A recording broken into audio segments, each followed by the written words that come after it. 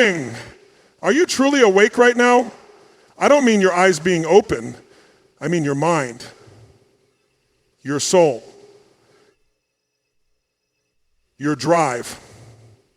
Because there's a massive difference between existing and living, between being awake and being alive. Most people walk through life asleep. They get up, they go to work, they do what they're told, they follow the rules.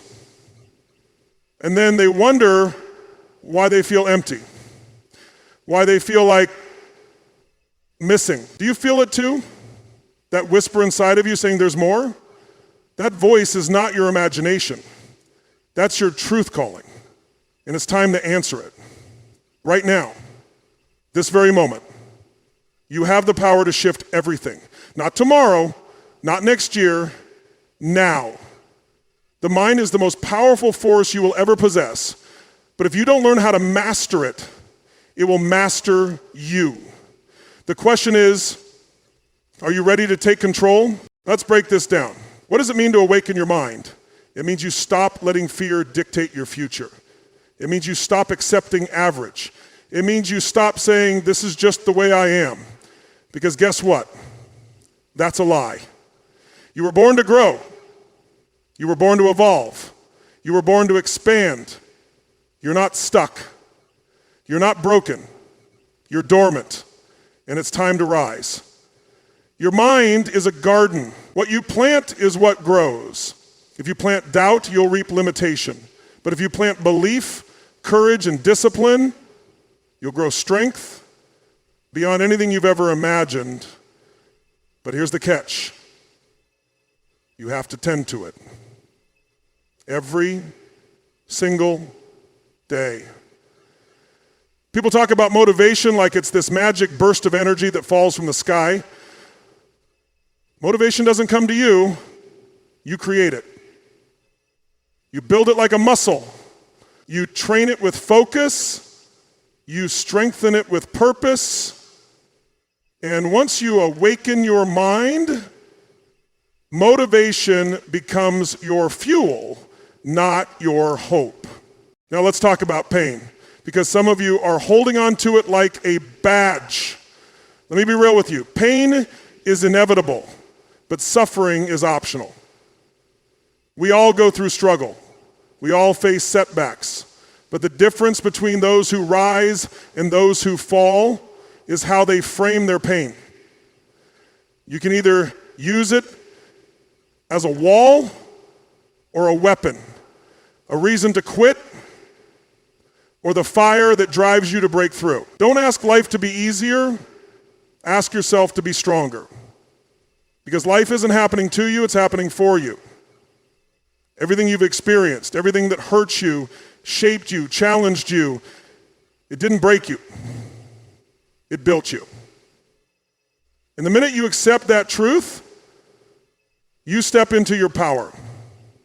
It's time to wake up. It's time to stop living like your goals are out of reach. They're not. They're waiting for you to decide, to commit, to claim what's already yours. But no one's coming to hand it to you. You've got to earn it. You've got to demand more from yourself than anyone can ever expect. That's how leaders are made. That's how champions are forged. You don't get what you wish for, you get what you believe you're worth. And if deep down you don't think you deserve happiness or success or peace, you'll never get it. So you've got to go into that place in your mind, rip out the old story, and rewrite it.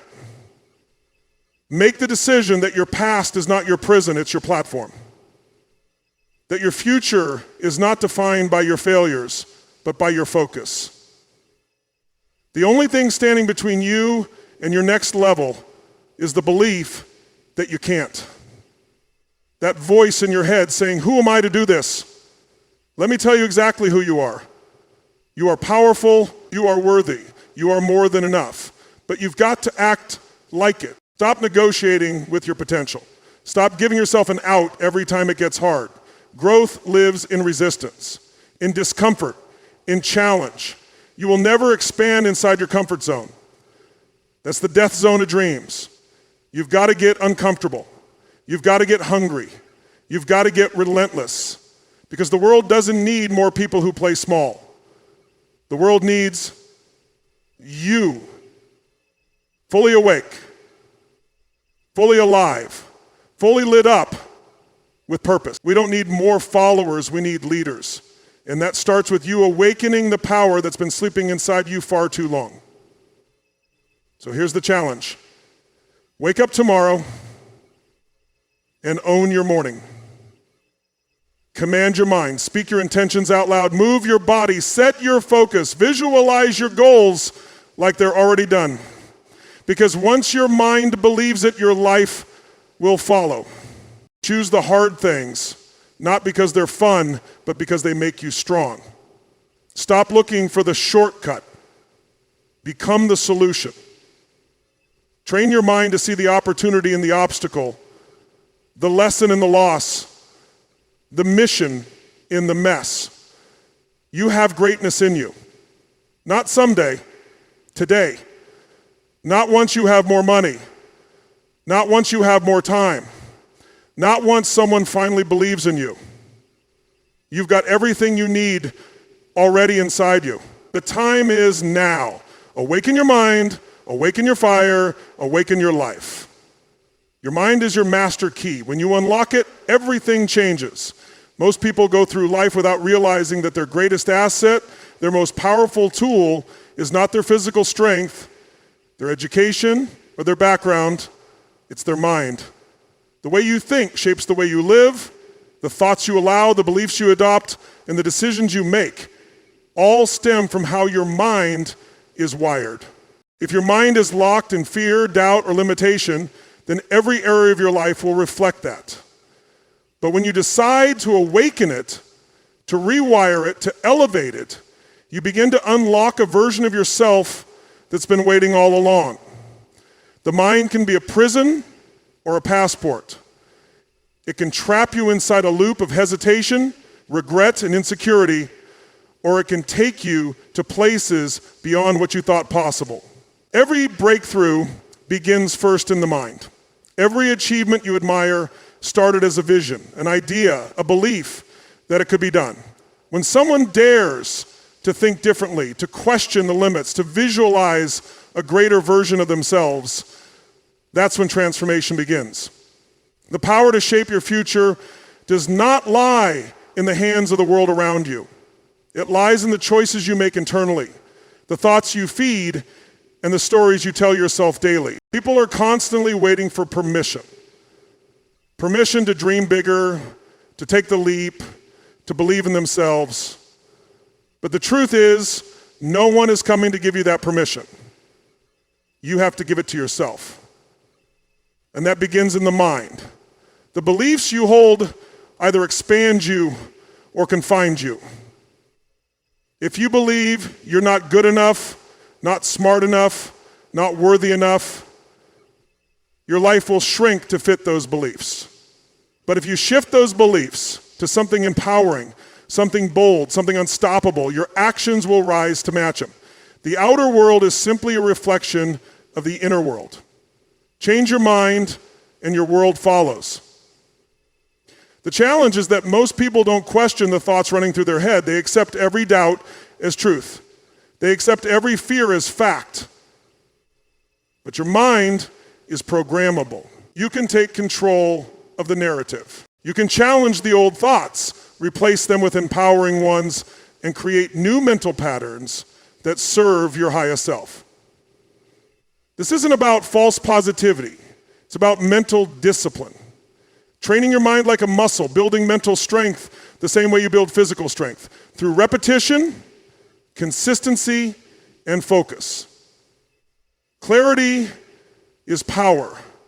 And when your mind is clear, focused, and purpose-driven, you stop reacting to life and start creating it. You start seeing opportunities where others see obstacles. You start finding solutions where others see problems. You start moving with intention rather than drifting in confusion. An awakened mind sees possibilities, not problems.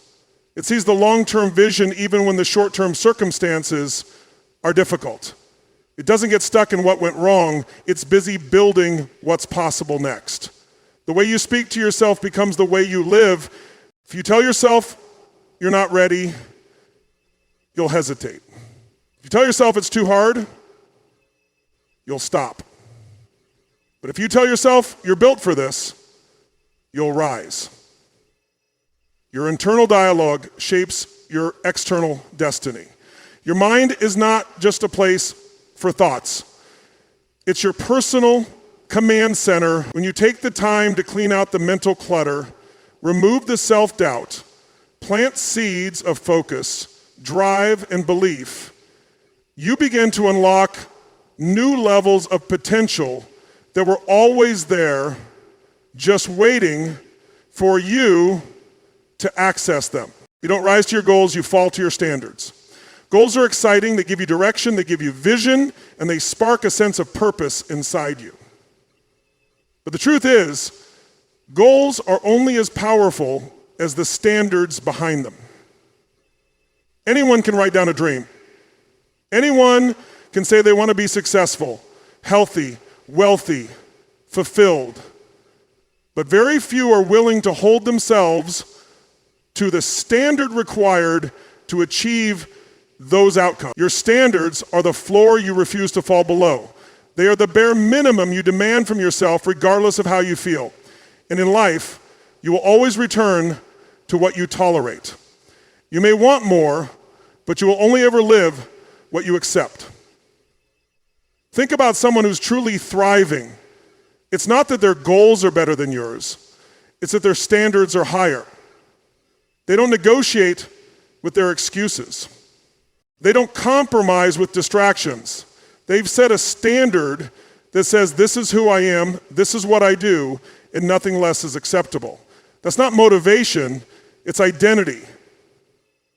When your standards become non-negotiable, your life begins to shift. You no longer wait for the perfect time or rely on inspiration. You operate from discipline. You operate from commitment. And you stop needing to rise to the occasion because you've already become the kind of person who lives at that level by default. Most people think they fail because their dreams are too big. The truth is, they fail because their daily standards are too low. They want a high-performance life, but they're making low-performance decisions. They want elite results with average effort. And it just doesn't work that way. You don't become extraordinary by doing what's convenient. You become extraordinary by making excellence your baseline. That means showing up when it's hard. That means doing the right thing when no one is watching. That means raising the bar on what you allow into your environment, your habits, your mindset. Every single day, you're training yourself. Either you're training yourself to rise or you're training yourself to settle. The little choices matter more than you think. Waking up early or hitting snooze. Telling the truth or avoiding responsibility. Finishing what you start or giving up halfway. These aren't small moments. They are the bricks that build your character. They are the patterns that create your destiny. And the level of life you live will always fall to the level of those patterns. This is why people can read all the books, watch all the motivational videos, go to all the seminars, and still stay stuck because they've raised their hopes, but not their standard. If you want to achieve something you've never done before, you must become someone you've never been before. That means elevating your minimums, not just raising your goals, but raising your daily requirements.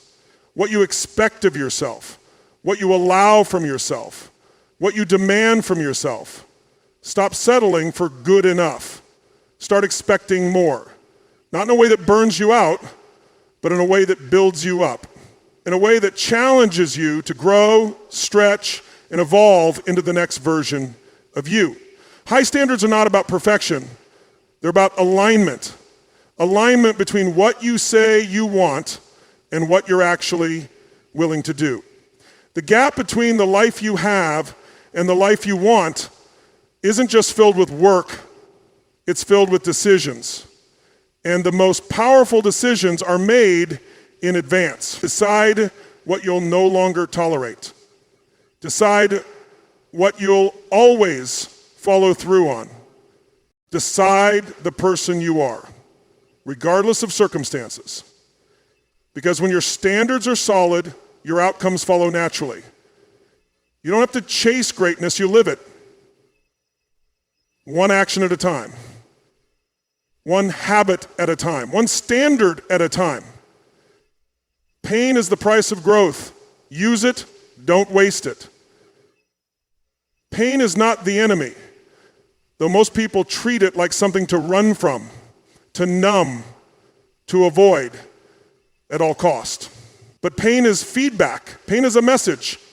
Pain is the most honest teacher you'll ever meet because it doesn't sugarcoat the truth. It exposes the gap between who you are and who you could be. It shows you the cost of staying stuck, staying small, staying safe. Every time you feel it, you're being handed an opportunity, not to suffer, but to stretch. Growth never happens in comfort. It never shows up when everything is easy, predictable, or perfect. Growth shows up when you're being tested, when you're uncertain, when you're pushed past your limits and forced to confront the parts of you that you've avoided. That's where the real shift begins. That's where strength is built. You don't grow muscles without tension. You don't grow courage without fear. You don't grow wisdom without pain. And you will never know how powerful you are until you go through something that requires you to use power you didn't even know you had. Most people misunderstand pain. They think it's punishment. They think it's something wrong. But pain often comes right before transformation. It's the pressure that breaks the shell so something stronger can emerge. It's the discomfort that forces you to evolve. If you look back on your life, the moments that shaped you weren't the easy ones. They were the ones that hurt, the ones that challenged you, the ones that made you question everything and still choose to move forward. The problem isn't the pain, it's the way we interpret it. If you believe that pain means stop, you'll quit every time it shows up. If you believe that pain means you're not capable, you'll shrink every time life gets hard. But if you believe that pain is part of the process, that it's shaping you, preparing you, strengthening you, then you start to use it. You start to lean into it. You stop wasting time asking, why is this happening to me? And you start asking, what is this trying to teach me?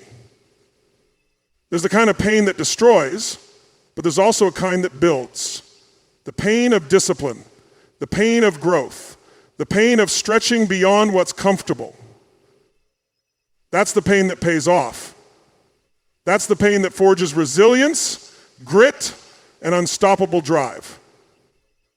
People who win in life don't avoid pain. They use it.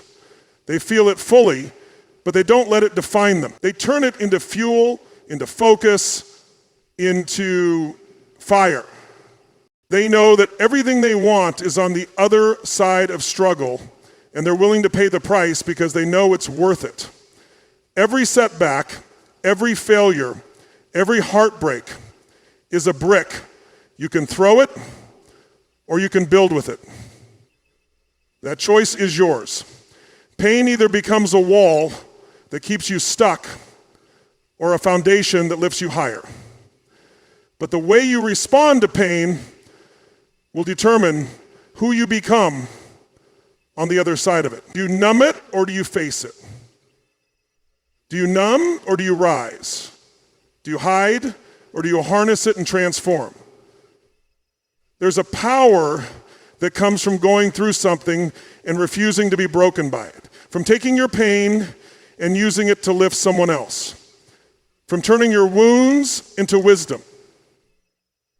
That kind of power doesn't come from books, it comes from battles. And the people who rise the highest are the ones who've been through the lowest and chose to keep moving, to keep growing, to keep becoming something greater with every scar they carry. Comfort is a cage disguised as safety. It feels warm, familiar, and easy. It lulls you into believing that you're fine where you are, that you don't need to push further, that you don't need to risk the unknown. But comfort is deceptive. It doesn't just protect you from fear, it also protects you from growth. It convinces you to stay where it's easy, even if easy means unfulfilled. It convinces you that the known is better than the possibility of something greater. The problem is, nothing incredible, nothing life-changing, nothing transformative has ever come from staying comfortable. People don't fail because they aren't capable. They fail because they choose comfort over challenge.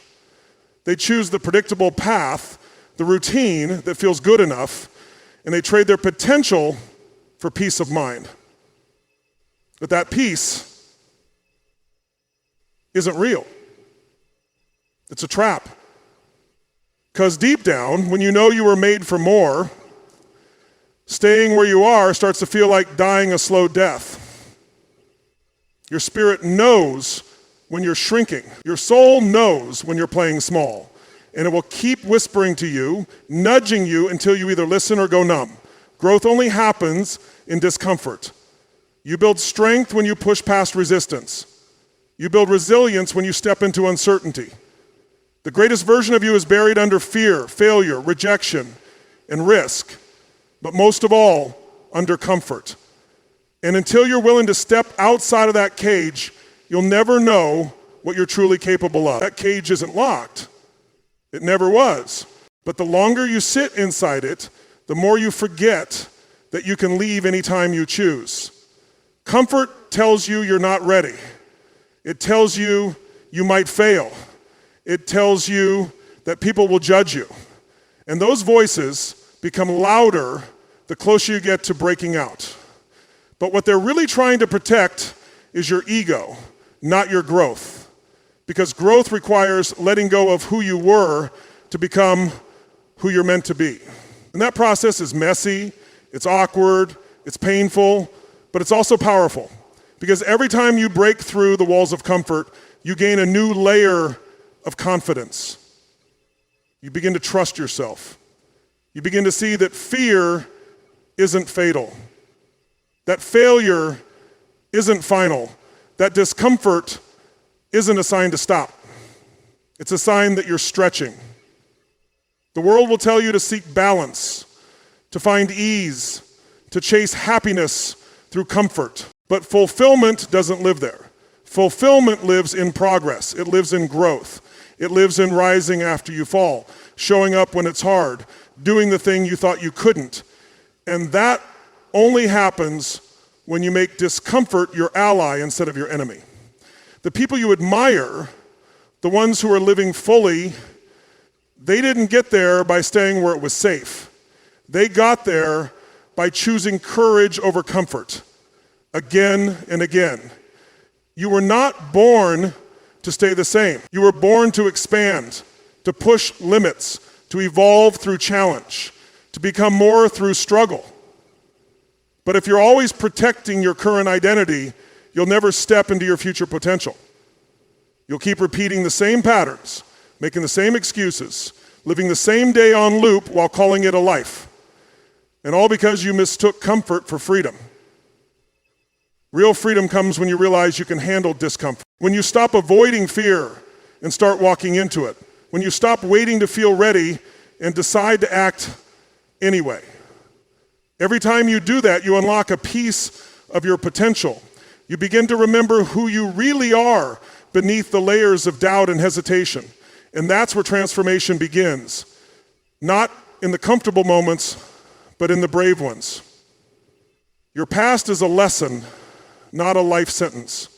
So many people live trapped by what they've been through, defined by moments they couldn't control, haunted by choices they can't undo. They carry the weight of regret, shame, or failure like it's permanent. But the past is only powerful when you give it permission to be. It was never meant to chain you, only to shape you. Whatever happened before this moment is just information. It's feedback.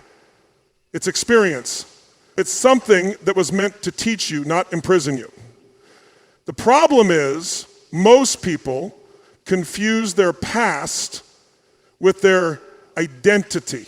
They think if they failed before, they're a failure now. If they were hurt before, they're broken forever. But your past is not who you are. It's what you went through. It's what taught you, stretched you, tested you.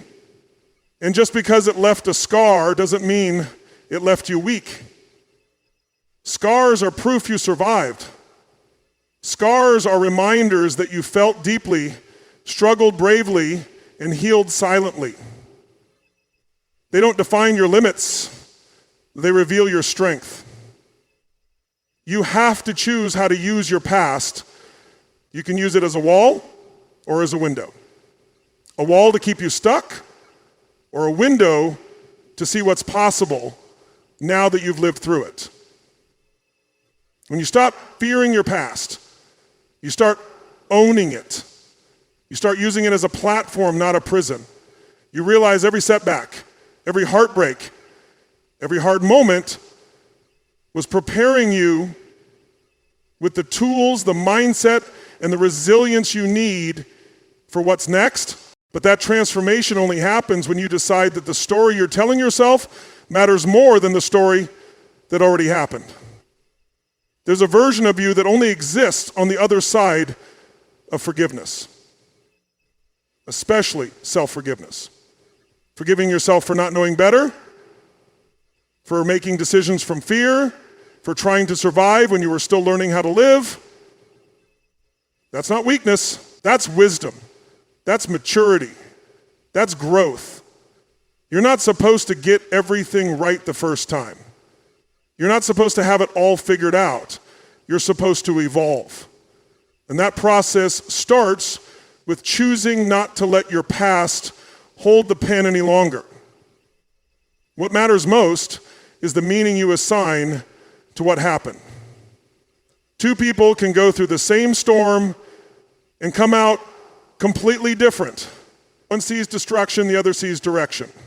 One sees loss, the other sees leverage. The event doesn't decide the outcome, your interpretation does. That's where your power lies. You can rewrite what it means. You can decide that what broke you open actually built you up, that what slowed you down actually realigned your path, that what felt like rejection was really redirection towards something better.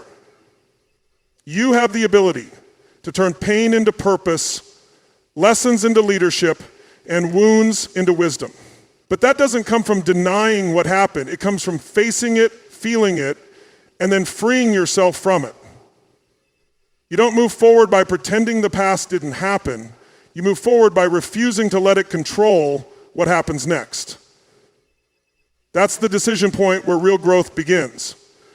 Not when the past stops hurting, but when you stop letting it dictate your future. You get to choose the narrative now. You get to say, this may be what happened, but this is not who I am. You get to shift from victim to creator, from stuck to unstoppable.